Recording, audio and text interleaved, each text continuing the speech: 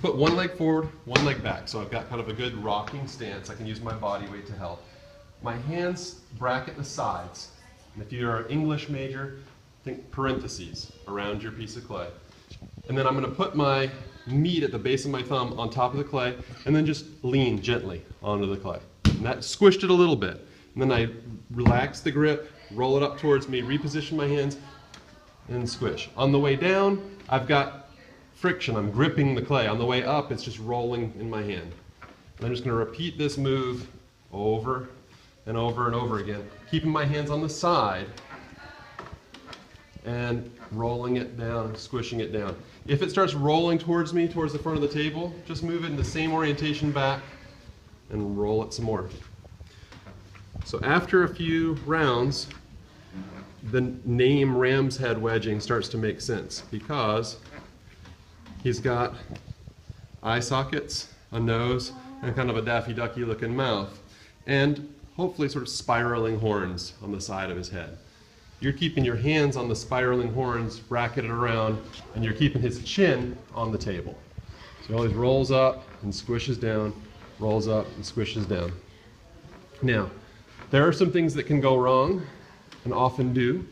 You can smear it out way too powerfully because you're just in the mood to get some energy out, at which point you've got to kind of then roll it up and potentially you roll air into it.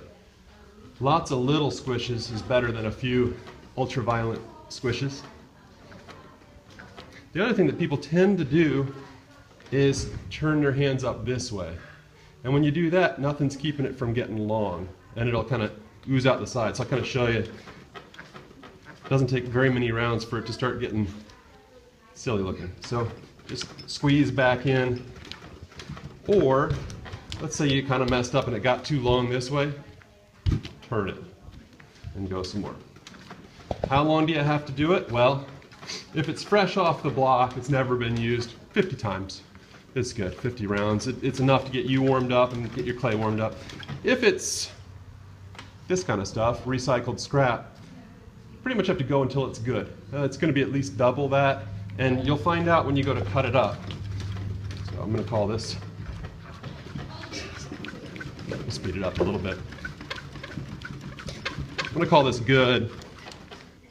At the end, I didn't just say what I did at the end. So I'm going. I'm pushing. Now I'm going to kind of lighten up the push and sort of roll his chin back around the other side of his head. So he's kind of a nice compact roll. Pack it. I'm going to borrow Frank's wire. And again, horizontal cut. So I'm going to come right in the middle, cut it in half. And I look at that surface and I don't see any real swirls or anything. I could just kind of see the scratch marks of the wire, but that's pretty much good to go. And then I'll cut each of these in half. There's a reason it's good to take 4 pounds of clay out. You can make 4 cups.